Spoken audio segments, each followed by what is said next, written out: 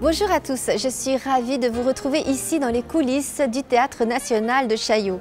Cette salle se modernise pour accueillir dans les meilleures conditions possibles des créations chorégraphiques et théâtrales de tous les pays. Son directeur nous en dira plus dans quelques instants, mais en attendant, je vous laisse découvrir tout de suite le programme du jour. Aujourd'hui, nous retrouverons Grâce de Capitani dans un spectacle en tournée « Ma mère me rend dingue ». Puis j'évoquerai un grand artiste international, Hideki Noda, avec le directeur de Chaillot, M. Didier Deschamps. Mais tout de suite, voici le casting exceptionnel d'un Singe en hiver au Théâtre de Paris. Quel bonheur de retrouver les dialogues du roman d'Antoine Blondin et du film devenu culte d'Henri Verneuil. Stéphanie Lel offre à Fred Testo et Eddie Mitchell les merveilleux rôles interprétés à l'écran par Belmondo et Gabin. La rencontre a bien lieu entre ces deux comédiens au fil de cette soirée mémorable. Je vais t'emmener dans un endroit que tu connais pas, où on aura la paix. Qu'est-ce que c'est comme genre d'endroit? Les gourmets disent que c'est une maison de passe et les vislards, un restaurant chinois. À votre avis, votre endroit, pour ce qu'on veut en faire, vaudrait mieux que ce soit canaille ou chinois? Que ça soit fermé. Des ivrognes, il y en a assez dans le pays sans que tu les fasses venir de Paris. Oh. Ah, parce que tu mélanges tout ça, toi. Les bois sans soif et les grands-ducs. Les grands-ducs. Oui, monsieur les grands-ducs, les princes de la cuite, les seigneurs. Ils sont à 100 000 vers de vous. Eux, ils tutoient les anges.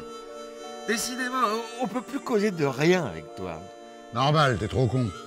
Monsieur Hainaut, si la connerie n'est pas remboursée par les assurances sociales, vous finirez sur la paille. Dis donc, petit malpoli, tu veux que je t'apprenne? Ta gueule.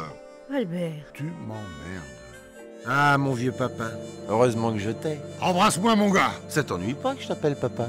Ah, t'es mes 20 ans. Allez, on y va. Nuit de Chine, nuit canine, nuit d'amour. Voici maintenant la dernière pièce de Jérémy Lorca.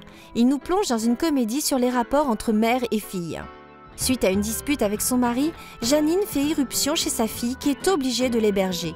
Un jeu de répliques à la perfection, des situations de notre quotidien dans lesquelles tout le monde se retrouve. Et le bonheur de retrouver une troupe agréable et efficace qui semble avoir beaucoup de plaisir sur scène. Maman, qu'est-ce qui se passe? Il se passe que je viens de quitter ton père. Non! Ma mère me rend dingue. C'est l'histoire d'une maman qui débarque chez sa fille, bien décidée à réussir ses 20 ans et qui lui pique ses deux meilleurs amis sous son nez. T'as entendu? Viens chez vous, ça va me redonner un petit coup de jeune. Attends, elle pouvait pas se faire lifter? Janine Power. Croix de bois, croix de fer, si je mens, je dors avec ta mère.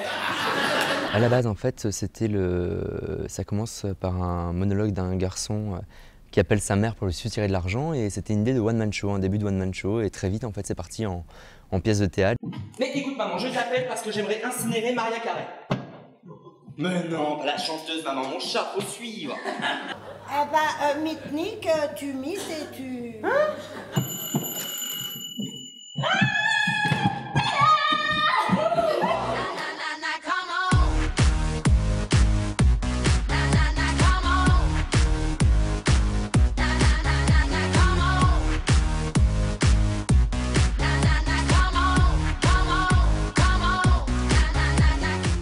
C'est une comédie voilà, qui est fraîche, qui est pleine de bonne humeur.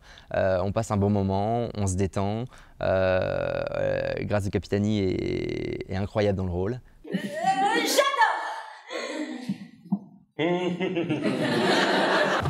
Je l'ai jamais aimé ce poisson.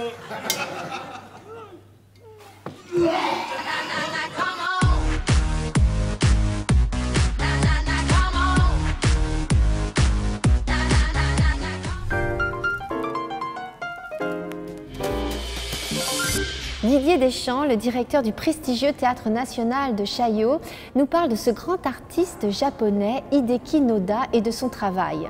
Il l'accueille ici avec son spectacle The Bee pour quelques représentations exceptionnelles du 13 au 17 mai. Pour être honnête, je ne connaissais pas le travail d'Hideki Noda il y a encore de cela 2 ans. Et on m'avait signalé sa présence à Londres. Et je suis allé le voir dans un petit théâtre, au Soho Théâtre. Et j'ai été absolument déstabilisé par ce que je voyais et encore plus impressionné par l'extraordinaire performance des acteurs. En l'occurrence, il s'agissait, lorsque je l'ai vu, de 2 acteurs anglais, de 2 acteurs japonais. Le cast, la distribution évolue selon les moments, parce que c'est une pièce qui a déjà plus de 10 ans. Et j'ai eu envie de le rencontrer, ce que j'ai fait tout de suite. Je me suis un petit peu plus informé sur ce qu'il représentait dans le théâtre japonais, où c'est une des grandes figures, très connue d'ailleurs dans le monde anglo-saxon. Il est très souvent à New York, à Londres chaque année également, et relativement inconnu. On connaît son nom, on sait qu'il dirige le Metropolitan Tokyo Theatre, qui est un immense théâtre avec plusieurs salles au centre de Tokyo. On sait qu'il a écrit plus de 60 scénarios ou manuscrits pour le théâtre. On le connaît en tant qu'acteur, mais finalement en France, il n'est jamais venu. Je lui dis, mais c'est pas possible, il faut absolument qu'on répare finalement cette anomalie. Et donc, on a fait le choix de présenter The Bee dans la version anglaise. Cette saison, The Bee, ça parle un peu du terrorisme ou de forme de dérèglement de la société. C'est quelqu'un qui travaille dans le bureau qui rentre le soir chez lui, et puis sa femme et son enfant ont été kidnappés par un bandit qui s'est échappé de prison. Et ce bandit n'a qu'une demande, c'est que son épouse accepte de le voir, son épouse et son enfant, ce qu'il refuse. Et donc, pour forcer son épouse à accepter de le voir, il a fait ce rapt, ce kidnapping. And as the conflict escalates, it's becoming clear that Ido is the more ruthless criminal here.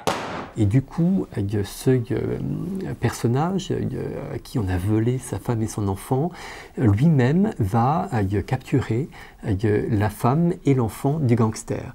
Et un dialogue va comme ça se mettre en place, avec au fur et à mesure, je ne vais pas tout dévoiler parce que c'est très spectaculaire, un certain nombre de rétorsions par personnes interposées, tout ça dans une rapidité d'action, une forme de concentré, très très vif, très spectaculaire, et vraiment auquel on est, je crois, relativement peu habitué ici en France.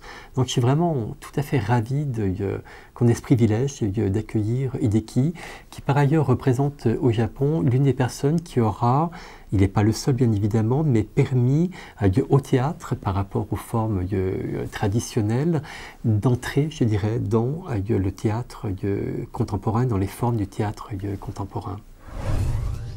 Un beau programme aujourd'hui dans le journal du théâtre, et croyez-moi, d'autres belles rencontres vous attendent ainsi que de beaux spectacles. Vous pouvez bien sûr revoir toutes ces émissions sur le site du journal du théâtre. En attendant, je vous dis au revoir et à très bientôt pour un prochain numéro. Bye!